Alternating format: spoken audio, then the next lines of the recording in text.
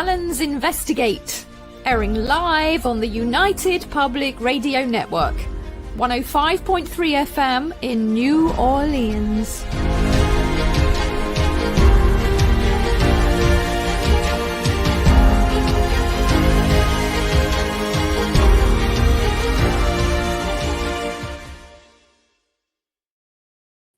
Yay! Hello, welcome to the Alan's Investigate with me, Shona Allen. And I'm Gary Allen. And we're broadcasting live on the United Public Radio Network 105.3 and 107.7 FM from New Orleans. This week, we'd like to welcome our special guest and dear friend, Kevin O'Doherty, author, filmmaker and spiritualist. Kevin was church president of Waterloo Spiritualist Church, Liverpool for many years. His early life was characterised by visitations and what he thought were hallucinations as the result of head trauma when a baby. But when he grew up, he realised his visions and encounters were real. At 18, he knew he wanted to follow spiritualism. He joined the movement, becoming a spiritual healer, teacher and medium. With over 40 years' experience, Kevin sat down to write his first book, The Psychic and Spiritual Awareness Manual. Kevin currently works as a filmmaker, photographer, and graphic designer. Welcome, Kevin. Welcome, Kevin. Thanks for having me on. Welcome to you, and great to be guesting on this, your second show. So thank you for having me. Yeah, it's a pleasure having you, Kevin. So where did it all start for you then, Kevin? Well, as Shona quite aptly, puts it in the biog, really as a kid, the reason I had this head trauma quite severe as a baby. I was only, a few months old. So I've still got the scar actually over the third eye. Right, like Harry Potter, And, but, growing up, people said, you should have died and all that sort of stuff, and yeah. And so when I used to see things, I'd keep it to myself because I thought it was because of the head injury, Mm-hmm. And I lived in a state of fear, I've got to say. Kids' wild imagination, have a wild imagination anyway, which is a gift from God, isn't it? That's what makes us different, as we can imagine. Yeah, Absolutely. sure. Sometimes that can work against you, So, but it wasn't until I was 18, I went to a spiritualist church. I was drawn to a spiritualist church, and a medium came to me and described certain things, people, visions, and I thought, I've seen all these before. I know who you're talking about. I began to realize that maybe these things were real. Mm-hmm. Yeah. So that was the awakening, if you like. Right. Realizing that, and it was also a place where I was raised a Roman Catholic. Right, okay. Parents are Irish, and I'm born over here, but my sister and I, she's born in Ireland, and we have strong, well, not strong, but the Irish thing with the Roman Catholics. Yeah. So I found that Orthodox churches didn't have an answer. No. Just to pray, or there wasn't a real answer. It wasn't the answer I was looking for. I knew there was something more to it. So, but the spiritualist church, here was a place where I wasn't a lunatic. I was a Not the odd one out. Yeah. So, and I found that quite comforting. I could be more of myself, and I wasn't judged or anything. I felt that high strangeness, things happening to you, could be spoken about amongst friends and congregation and groups. So that was, I would say, the beginning of awareness. It is difficult, Kevin, because I sort of struggle with that when you look at the Bible itself and you see, I think there's about 750 contradictions in it, and so I struggle with that I struggle to find that can be true if there's 750 contradictions. But I think everybody must find their way on the path, and if they find their way to God through the Bible, then that's great, isn't it? It is. I I prefer the New Testament to the Old Testament. There's some good things in the Old Testament. It's not really my thing, you know. No. I do know my Bible. Yeah.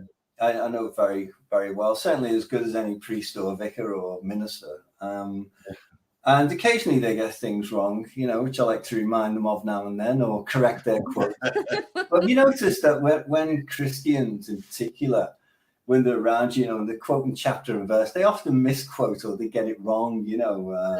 And they, you know, they become set in a certain way of looking at things. And but I think the spirit is more free than that. The book is a guide, really. It's the inspired word of God, if you like. But at the same time, there was a lot more to the Bible than what made it into the Bible. There was a series of spiritual courts held in the 4th century AD in Nicaea.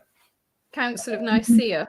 Yeah, the Nicene Creed was developed in the 4th century, that the spiritual gifts, as outlined by Paul in the letter to the Corinthians, those who can discern spirits, those who can heal, those, you know, where the gifts are outlined, that these things could only be ministered through the priesthood.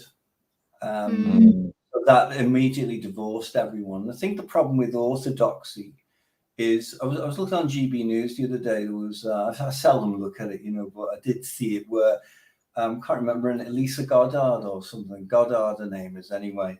Trisha Goddard. Yeah, Trisha Goddard. Trisha Goddard. Yeah. I don't know who Lisa is. She's an actress. That's what that do. Had on someone from the Muslim faith and someone from the Christian faith, and they have to go with clairvoyance and mediums. I don't know if I saw it. And the problem is that they are so clothed with the garments of office and power. They've got their walls, they've got the sacraments, they've got their influences in the corridor, I say, of power. They've got their book, they've got their money and their wealth. They've got everything and left no room for the spirit. And that's why what you might call miracles, as it were. Well, it's control, Kevin, isn't it? Say again, sorry? It's control, isn't it? That's the thing. It's, you know, they're able to control you by that, aren't they? With fear, you know, it's the fear-based thing, isn't it? You have to come via me to get to God, when God is really within everybody, isn't it? That's right. Beware of intercessors.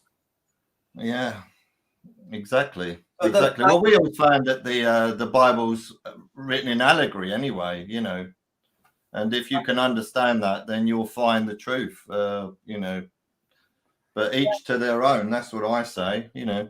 I mean, the Bible has been a great strength to me. It's over the years, you know, and I have a slightly different view on it now, but it doesn't. It's not a way of me getting to God or anything. God, as you say, is within you, and there is no, you know, the Bible is a written book, whereas you need to, as a spirit, you need to live and breathe the spirit here in the here and now. And I find the problem is that people become a slave to the book. And they become a slave to the liturgy of the word instead of interpreting the spirit of what is meant. Yeah, because I mean, it should be something that inspires you and enlightens you, shouldn't it? And rather than, you know, actually going exactly by every single letter, I don't think the originators of that actually ever meant that. And, you know, everything, to me, everything is within us. We are the temple of God. Each and every one of us, we all have that spark, that divine creation within us. And we just have to come back and start to connect with that again. I mean, if you look at, for instance, if you try to do healing, for instance, then you're doing the work of the devil, as far as that. You do, you know. But if you look at Jesus, for instance, he was a clairvoyant. Like the woman at the well, for instance, where he says to the woman, she tries to have the discussion over whose well it is and who has a right to drink the water. And he says, you know, if you drink of the water of this well, you'll thirst again. But if you drink of the water I give you, then you'll never thirst again. She says, who do you think you are? You know, do you think you are the great one who come amongst us and all this? And he says, if only you knew who it is who asked you for this water. And then he says to her, you've had 5 husbands, and the one you're with now you are not married to.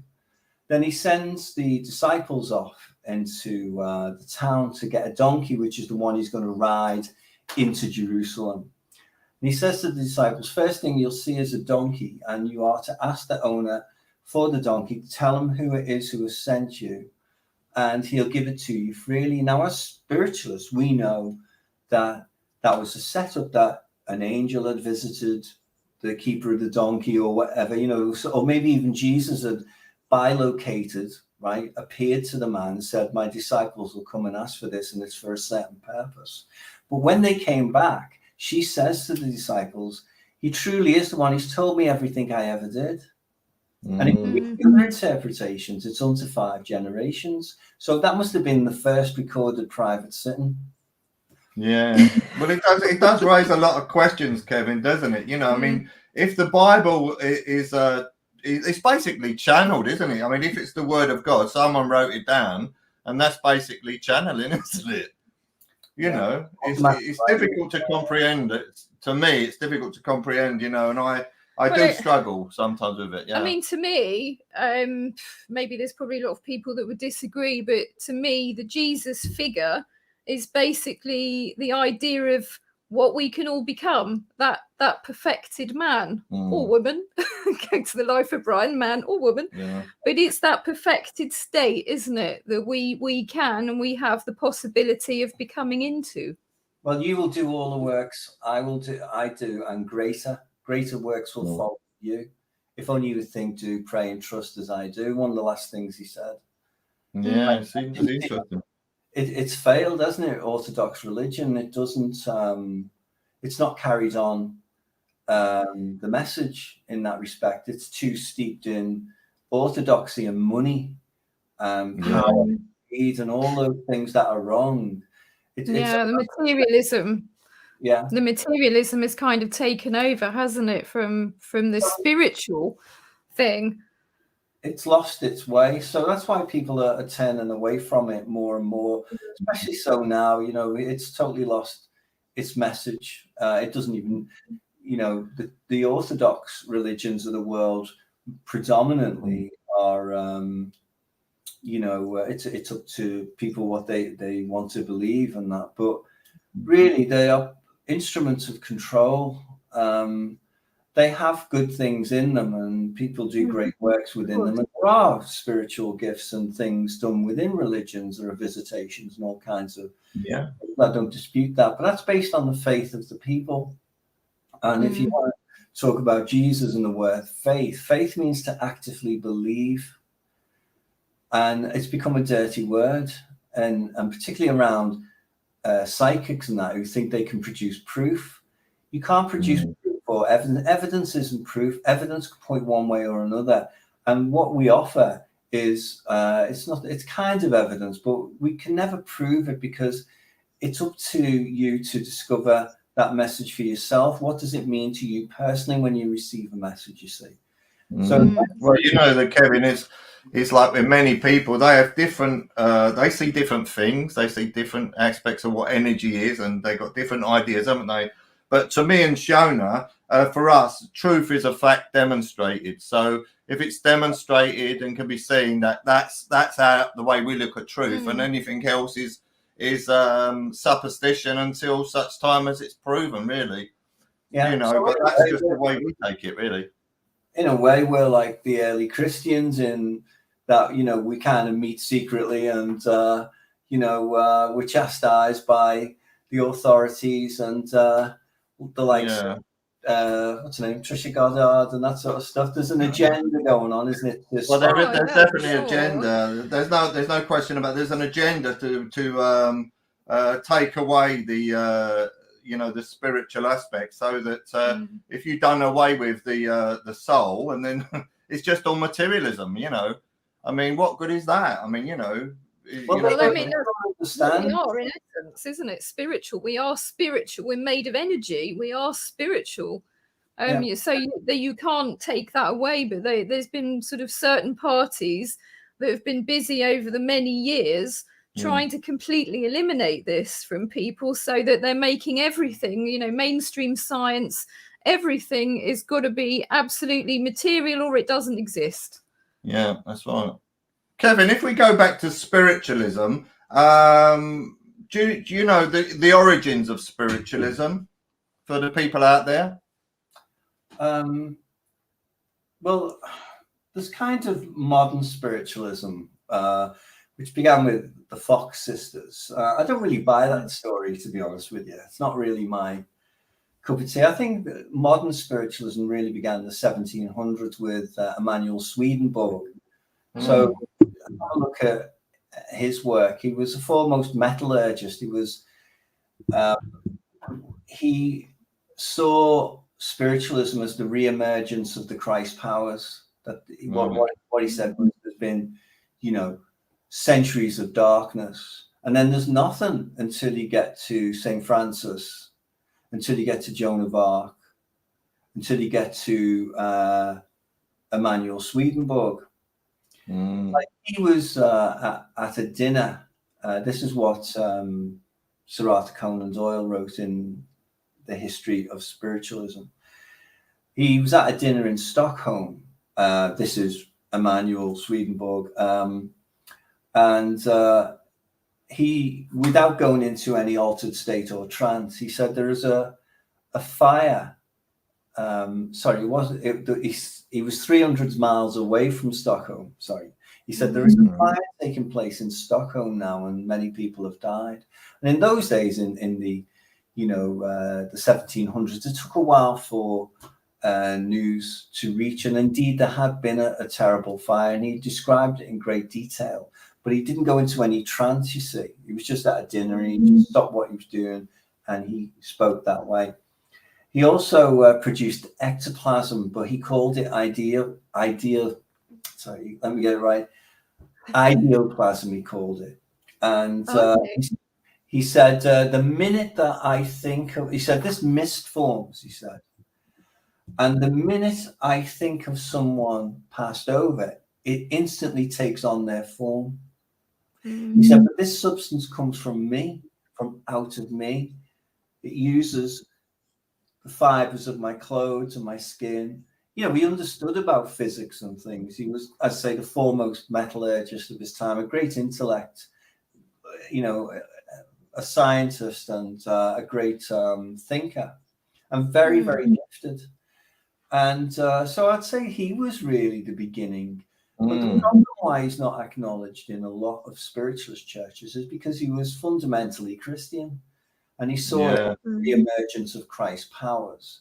Whereas, as you know, within spiritualism, there is also, which is why I've left it, by the way, one of the reasons why, is that there's no recognition that Jesus did anything that was spiritual, or that he was a great medium, teacher, healer, that he had visions, that he foresaw things, that he went up onto the astral plane, that he manifested things, that he also worked with all the what he did in the Bible was nothing new. It had already been done before in the other texts. If you read what Reverend G. Morris Eliot wrote in his book When Prophets Spoke, he talks about spiritualism in the Old Testament, and shows that everything Jesus did had been done before, like the walking on water, like the so-called raising of the dead, which it wasn't, because he didn't raise Lazarus from the dead.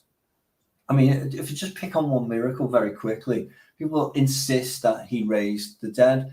But if you actually read that account of Lazarus, he's 3 days away from where Lazarus is. He gets the news that Lazarus has died, and he says, but he is not dead, but sleepeth. You know, this illness is not unto death, is what he says. He never once says that Lazarus is dead.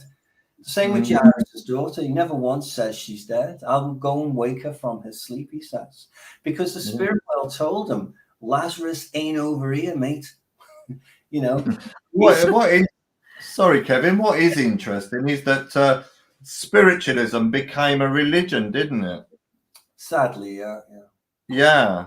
You know, I think, what was the reason for that? Well, I think, I mean, I'm not sure about this. Perhaps you'll tell me, Kevin, but I thought it was to do with the fact that it was to stop them being persecuted under the Witchcraft Act.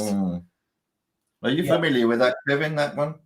Yeah, vagrancy, wasn't it? Believe it or not, under the Vagrancy Act, they tried to find, it was with, what's her name? Helen Duncan. Ellen Duncan, yeah. Shame on me forgetting that. You very naughty boy. You are naughty boy.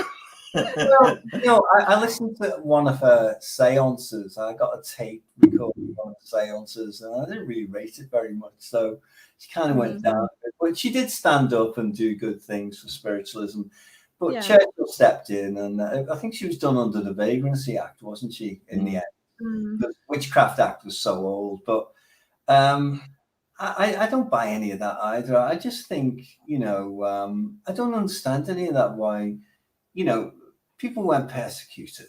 I just think that was a construct. You could meet and do whatever you wanted, you know. I think the thing with the Helen Duncan case was that she was a very good medium. She didn't need to fake it.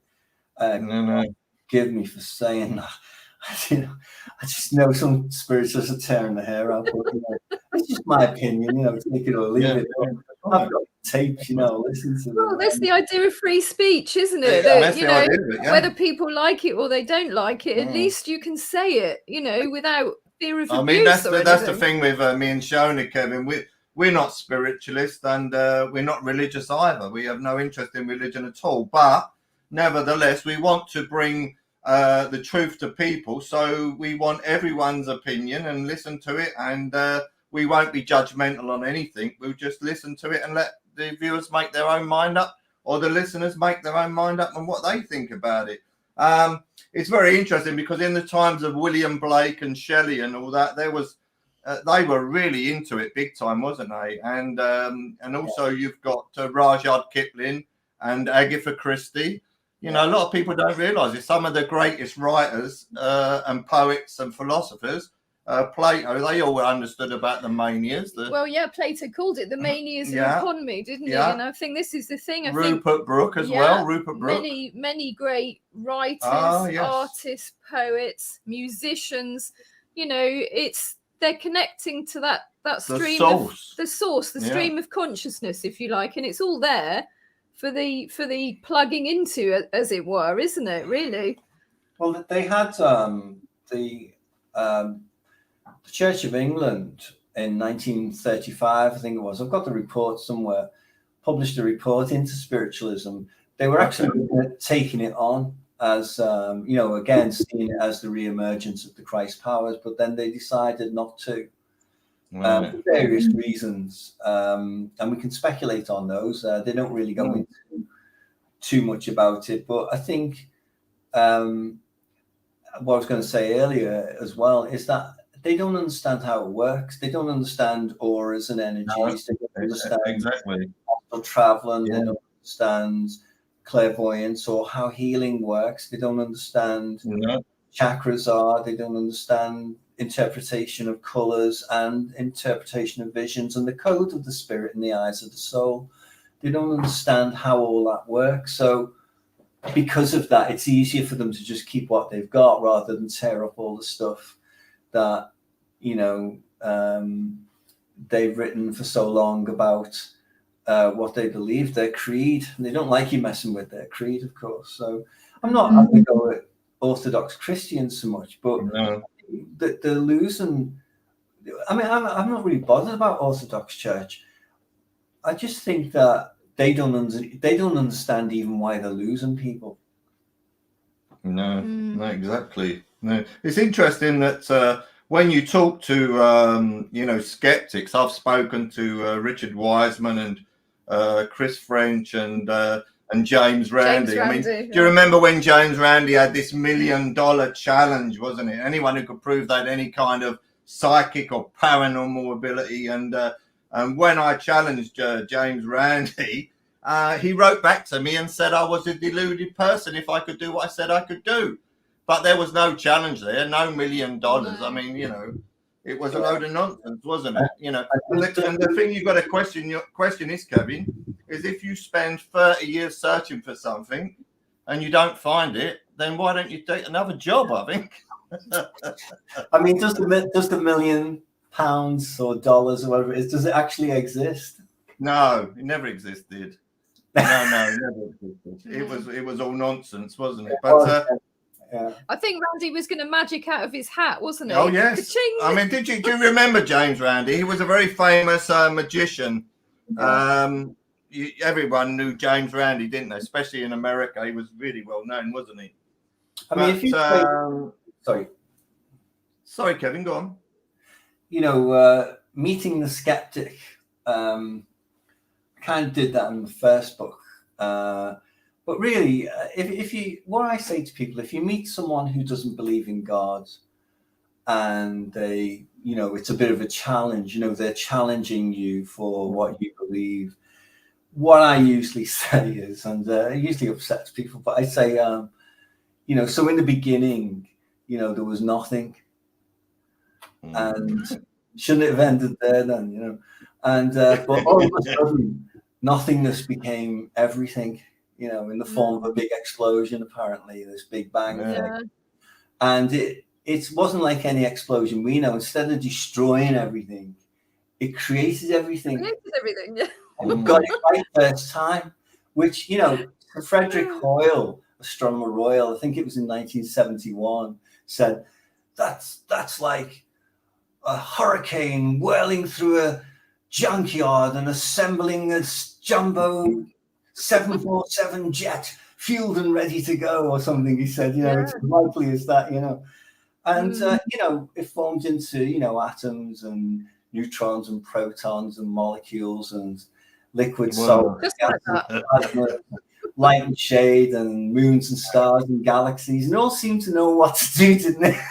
And eventually form organic life, and which resulted in you and me talking the way we are right now. You know, it's why can't people accept that there is no explanation for any of it? I mean, you know, why don't you just accept you can't explain how everything started? You ain't got a clue. It's better off if you said you ain't got a clue than trying to say billions of years ago this done this and this done this, and it's absolutely ridiculous. A fairy tale. It is. I've got very little time for science, I'm afraid. I honestly. And when I listen to programs on science programs, I just think, what the hell are they talking about? Well, I've noticed that it's all about theory, though, isn't it? It's the Big Bang theory, the theory of evolution. Yeah, but scientific theory is different, my dear. Oh, okay, right.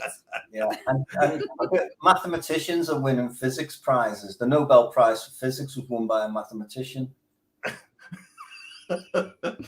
Oh, Lord.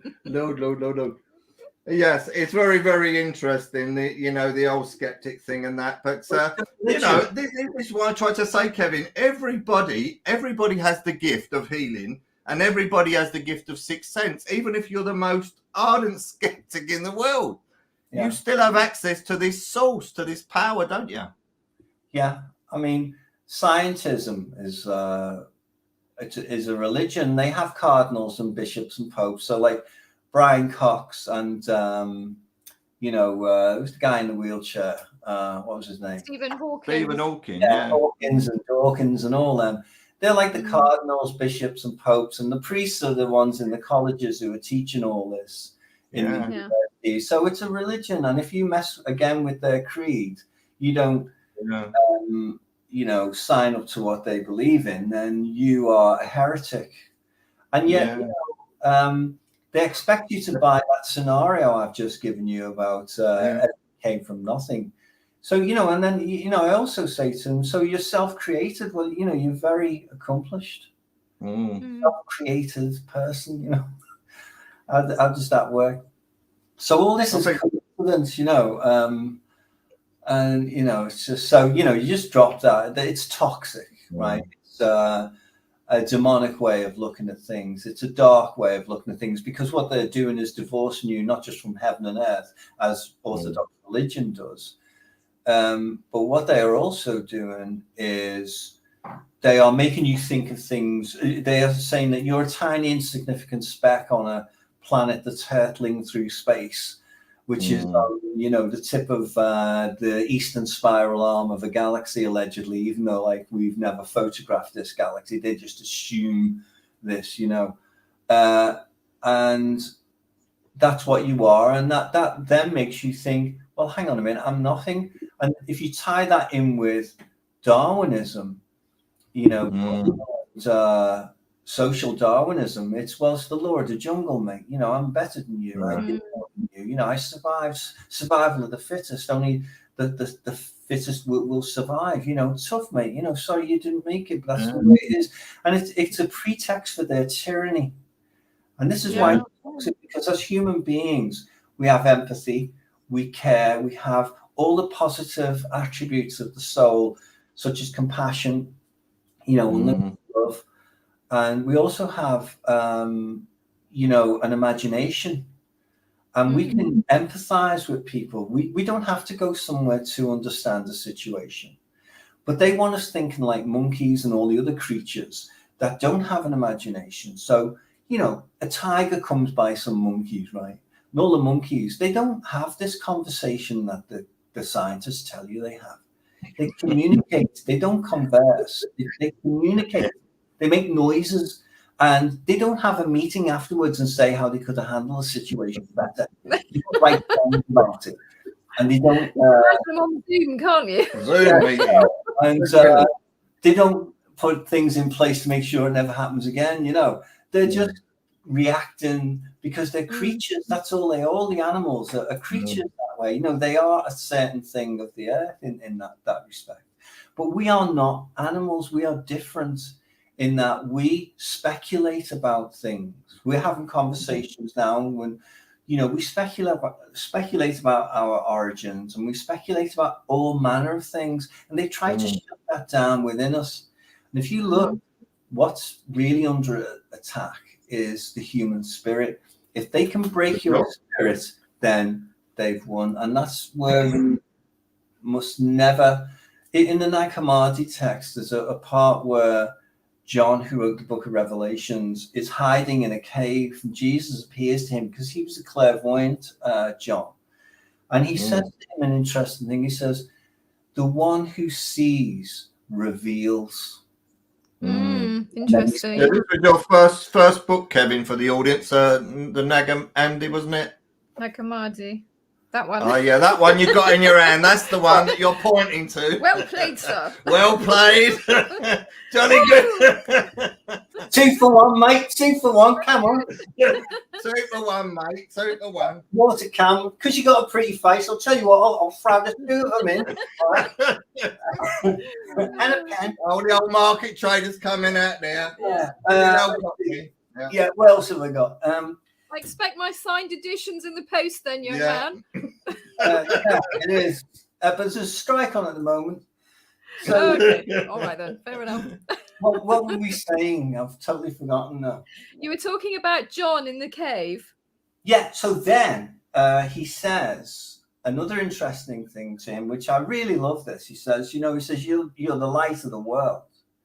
He said, and for all this darkness that's around you, for the sake of that darkness, your light shines all the brighter. It stands out more. He said, but you must never allow that darkness to enter your light, because it will dim it. I mean, we was talking last week with Michelle, wasn't we, about that you can't have light without dark. You can't have good without bad. You can't have right without wrong. You know, there's two sides to it. And if you look at the fox who kills the timid rabbit, and how the cat plays with the mouse and before it kills it, and all kinds of stuff.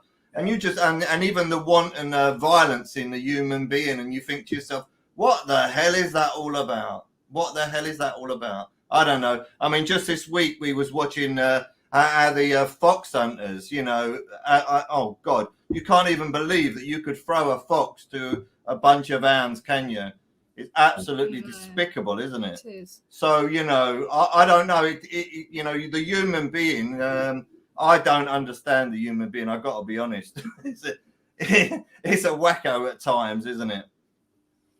I think we deal with complicated things every day. We're not like we used to be back in the old days. I was looking at a film of a German railway. I've put it on my Facebook page. I saw that, yeah. Yeah, and it's interesting that, just to describe it for anyone who hasn't seen it, it's the, can't pronounce it, it's German.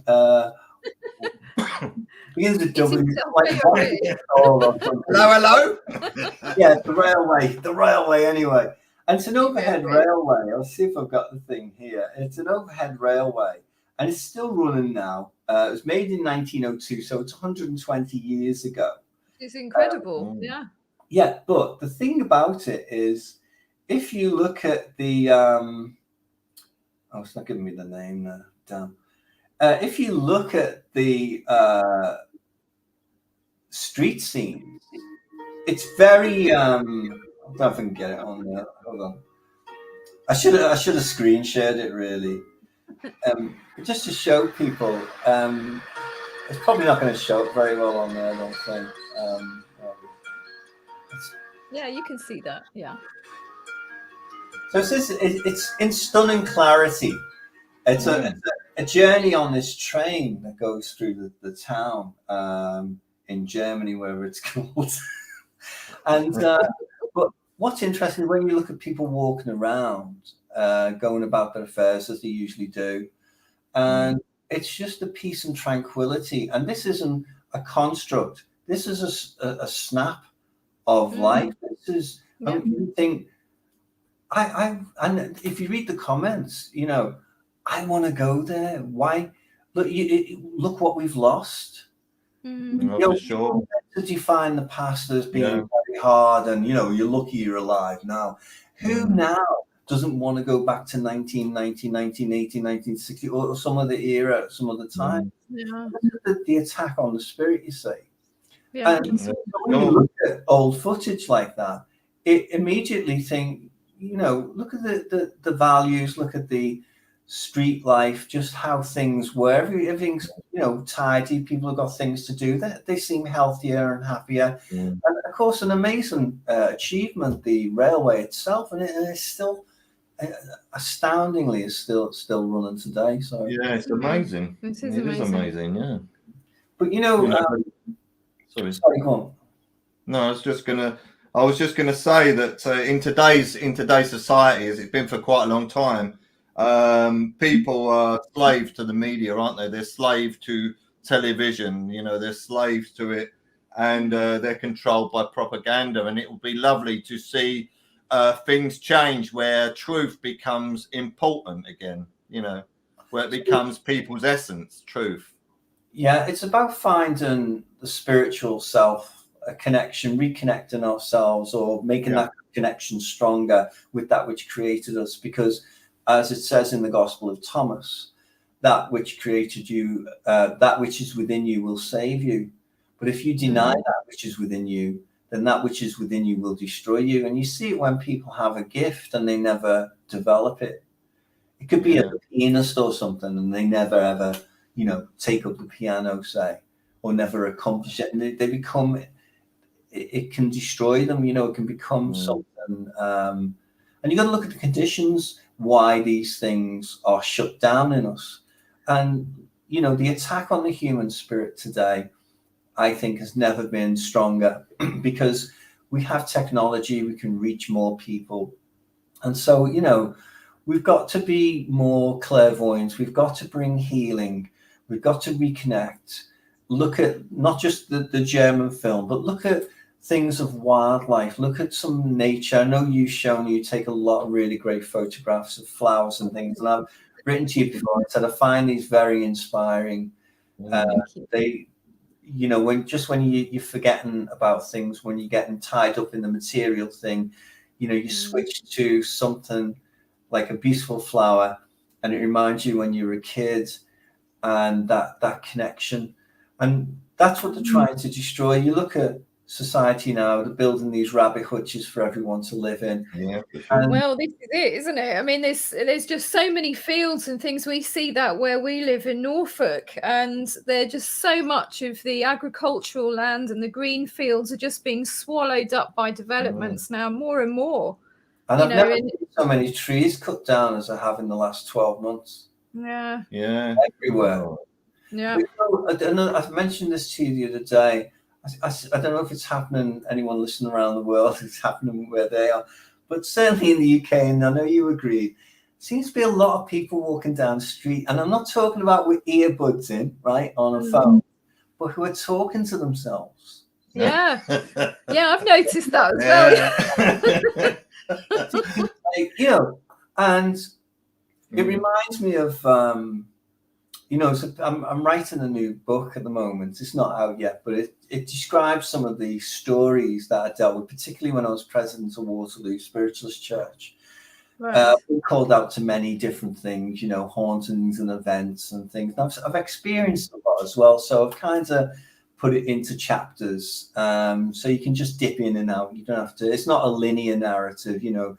You can just go to that one where. Like Poltergeist or something like that, you know. But I had I've changed the names of a lot of things in because the people are still alive. It's fairly recent history, a lot of it, so I've had to change all the things out of respect, you know. But the events, sure. One of the things that I've come to realize lately, and seeing people talking themselves, it's made me think, and I put a chapter in the book about this. Like I had a chap who used to come for healing, and he would hear voices in his head. And what you find with a lot of people who hear voices in the head is that most of the time they like the voices, but the doctors don't. No. I don't like that, you know. And so you say to them, well, what do the voices say? And you say, well, they tell me things. And you say, well, what did he tell you? You know, they tell me that, you know, they like you. Or they mightn't like that person over there. Or when I'm talking to someone, they will tell me that they don't like that person. And I say, well, what's that about? And then they say, well, you know, it later turns out to be true. And psychologists and, you know, psychiatrists say, well, that's the outcome of something you've already set in motion in your head. You know, you planted the seed because some imaginary voice. But here's the thing: in the 80s, I became very clairaudient for a short time. And it's gone now, totally gone. But, and they opened me up that way to teach me certain things. And the voices came in a number of ways. But how it starts is they call your name to get attention. And you find this with, you know, schizophrenics as well, you know. Yeah, exactly. So no comment. I can just imagine the comments section now going, you know, feedback, you know. But anyway, that aside, satire aside, right, is that why would you call your own name to yourself? Exactly. They're calling their own name, right? So that's the way of letting you know that this is someone talking to you. Yeah. So I began to respond, and then when I responded, I heard all these voices go, "Yes, he's heard us. He's heard us. He's heard us in the studio." Yeah, it's like that, you know. So, and then I kind of shut it down for a while, you know, and then over a period of months, I went through this. It lasted a couple of years, but it took a couple of months to get into this. So I was interested in a number of people, quite a few actually, who come to me in my ministry, shall we say, and who hear voices, been diagnosed as schizophrenic. Now, what's interesting is with this chap, he was very intelligent. He said, when I walked past the church, he said, because our church was on a high street, it was like a shop front, you know. He said, when I touch the window, he said, the voices go away. So he said, I feel that I must come into the church, because he doesn't always like the voices, you see. Yeah. And they tell him bad things. This chap in particular. And he was under his doctor's care and a psychiatrist.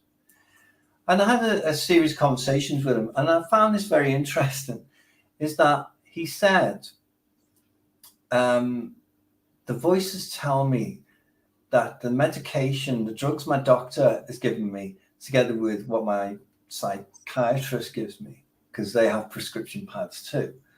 He said, are killing me. This is just what he said. Mm-hmm. And I'd get angry at the doctor, and I'd get angry at the psychiatrist. And I said, in what way would you get angry? He said, well, I just felt it. I wouldn't do anything to them, And he wasn't that way inclined anyway. But looking at what we know about things, and it come out very recently, didn't it, a few months ago, that there's no cure in a pill for a mental illness. That's an official. That's come out now, after years of speculations, just research and do with brain chemistry and stuff like that. But he already was way ahead of the game, because they were just filling with drugs. And when he stopped taking his drugs, he just stopped taking them one day. And he had a breakdown, and the voice was saying, see, they're not good for you. But in a spiritual sense, that's not how God wants you to be. God doesn't want you taking drugs. I know, like, we're, in terms of pharmaceuticals, we've got to all be very, very careful. But I'm just talking about his story and his anecdotes, and I put it in the book. It's very interesting what he says. Oh, it's first of all, psychologists and psychiatrists who actually agree with what he would say. So he said to him, I like my voices. I like them. I don't want them to go away. So when Evelyn Ryder, who was our vice president, was taken into care, she was a clairaudient medium. And she went missing from the church. We couldn't find her. And her son had put her in, a home. I don't know why. She just, for some reason, stopped coming to the church. She only lived in one of the cottages a few streets away. So eventually tracked her down, through neighbours and stuff. And then we went to visit her. And all the medical staff was saying, she's deluded, she hears voices. And I said, well, she's in her 80s, she's been a medium for like probably 60 years. She's travelled all over the country as a clairaudient medium. She listens to what the spirits say. And they were giving us stuff. So, this is where it's not understood. So hang on, let me just finish this, right? Here's the bottom line. It's like you've got for thousands of years, since the beginning, right? Talk of demons, spirits, intercessors coming into people's lives, inspiring them, telling them good and bad things, right? Mm-hmm. And you go back to after the Second World War to around 1920. Yeah, around 1920. Not really before then, because things were still pretty enlightened up till about, 1920. Suddenly you get to that 100 years ago, and everything that's gone before is nonsense, but take this pill instead. Yeah, absolutely. You look at the including the Bible, you look at all the Quran, you look at all the text going back through time, every religion and every world civilization all over the world document these beings, document these intrusions. And these voices and people being, plagued and intruded upon for good or bad, yeah. And then suddenly, 100 years ago, that's all nonsense. It's all superstition, wasn't it? So, I'm constructing that chapter. I've composited him because there's a number of other cases. I've put it all into one case. So that's basically the form of the book. It'll be incidents. We look out for that, Kevin. Yeah, so that makes sense. So I think it's interesting though, Kevin, what you're saying, because like with all my philosophy and poetry works and that, I mean, their idea of what it was that I had a multi-personality disorder. I said, what? They're all good writers. They're all poets. They're all writers. They're all philosophers, are they? Well, absolutely ridiculous, isn't it? It's absolutely ridiculous, And there's one thing you could look up is Sonnet 86 of Shakespeare, where it says, "Hear the affable familiar ghost, which nightly goes in with intelligence." And I think anybody who understands that will understand that the goal is to feed with intelligence. And you, me, Shona, and anybody else like us we have been fed with intelligence, and that's the simple bottom line of it, isn't it? It is. You know, and intelligence is by design as well. I mean, if you look at a blade of grass, it has intelligence because it knows what to do. For sure. The acorn turns into a mighty oak. When you look at the acorn, you think, well, I can't see the tree. How does that turn into that? Exactly. We come back to that thing about it all being a coincidence, you know. Yeah. Well, that's why I like going into nature.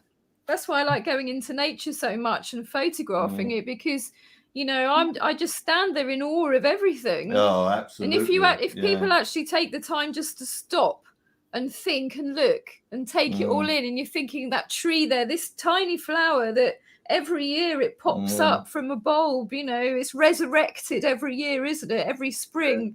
And it's just, you see the divine in everything. And I see the divine in people, in each other. And I think, you know, we as a human race, we need to start waking up and realizing this. Yeah. What someone said to me, what is God? And I said, God is that sublime intelligence that runs throughout everything.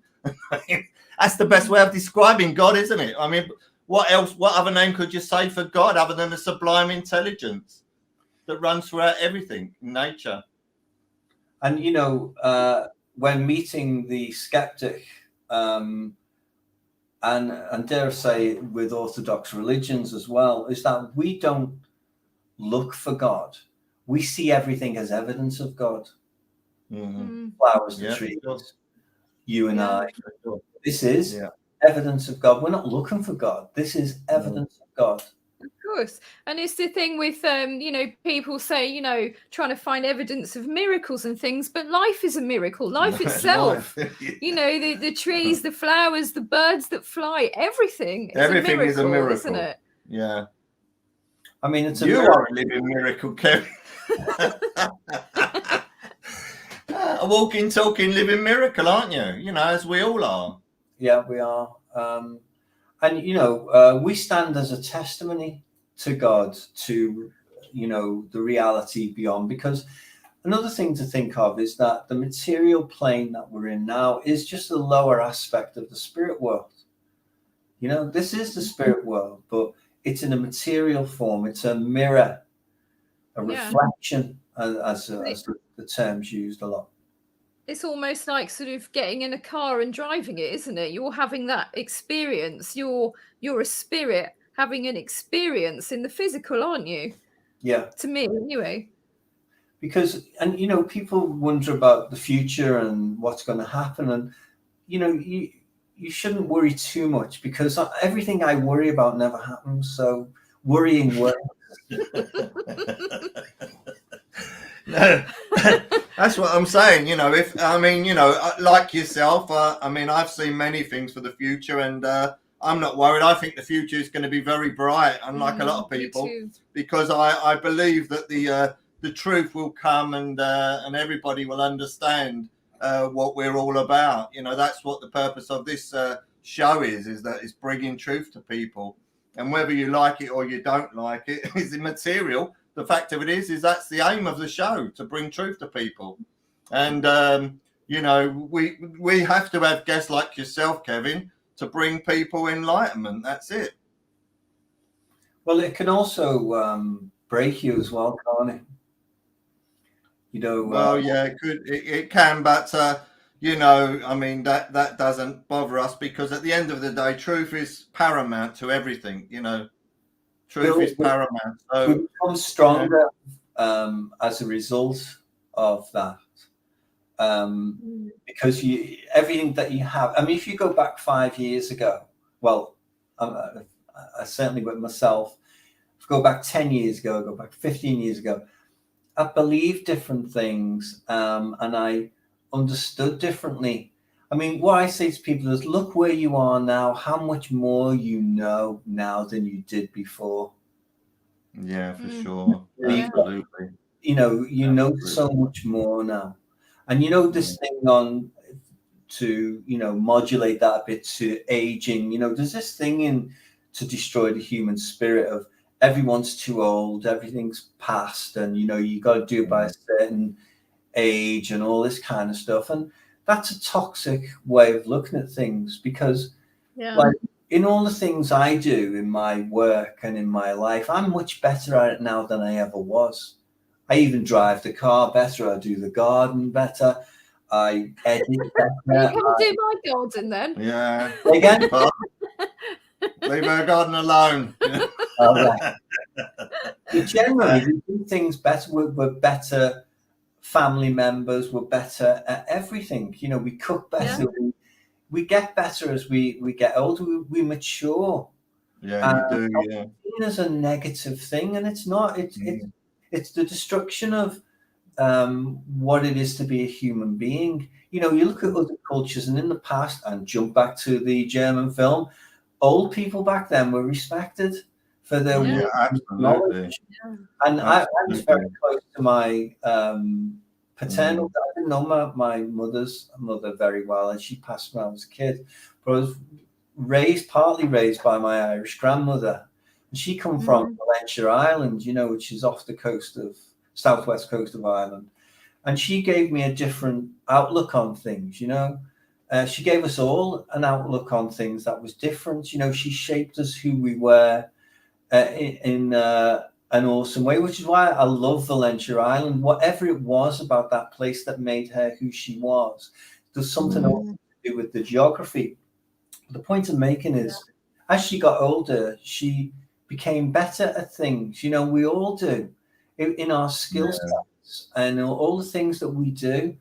So what is the problem? I mean, musicians, I went to music college. I play better now than I've ever done. You know, so I think it's nice to have a passion, but I think one of the greatest gifts anyone can have is the ability to reason. Yeah. You know, to have a conversation and to reason. Yeah. You know, and again, that applies. The conversation has been lost on a lot of people. They've got no ability to reason at all. No. Oh God. If it's not their way, they don't want to know. If it's not their way, they don't want to know. That's absolutely. So, you know, but yeah, it's been absolutely wonderful talking to you, Kevin. It has, and I'm sorry that we haven't got more time, because we've got so much to talk to you about. So I think we're probably going to have to get you on again if you don't mind. Yeah, that'd be great. Maybe your book will be ready by then as well. You never know.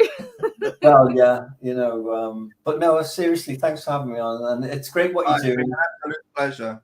No, thank you to you as well. I'm really looking forward to reading them, because I haven't actually got to read your books yet, and you know, I've been delving a bit into the sort of historical and biblical kind of aspects of things, and you know, I've found out some really interesting things, and I'm hoping at some point to get my own book out about all my findings as well. So I'll be really interested to see, you know, your take on it all. Be fascinating. But anyway, thank you so much, Kevin, and I look forward to talking to you again very, very soon. Yeah. Thanks for having me. Seeing as we're friends on Facebook anyways. You take care, my friend. Take care. All right, you take care. Thank you. Bye-bye, All the best, Kevin. Bye.